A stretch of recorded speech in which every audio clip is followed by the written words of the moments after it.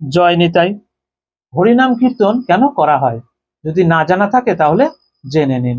হরিনাম বলতে ভগবান শ্রীকৃষ্ণের নাম, যেমন হরে কৃষ্ণ হরে রাম এই মন্ত্রটি বোঝানো হয়। কীর্তন মানে হচ্ছে ভগবানের গুণ, লীলা, নাম, রূপ ইত্যাদির গানে বা উচ্চারণে প্রকাশ।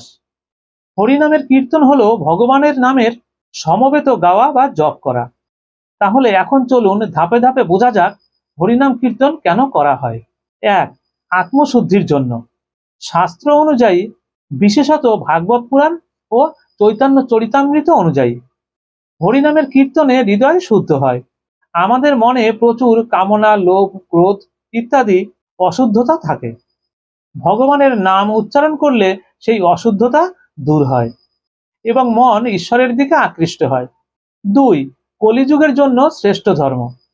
শাস্ত্রে বলা হয়েছে কলিযুগে অন্যান্য যোগ বা তপস্যা কঠিন হলেও হরিনাম সংকীর্তন সবচেয়ে সহজ ও ফলপ্রদ। ৩. ঈশ্বরের সরাসরি উপস্থিতি। শাস্ত্র অনুসারে ভগবান ও ভগবানের নাম অভিন্ন। যখন আমরা হরিনামের কীর্তন করি তখন প্রকৃতপক্ষে আমরা ভগবানের সান্নিধ্যে থাকি।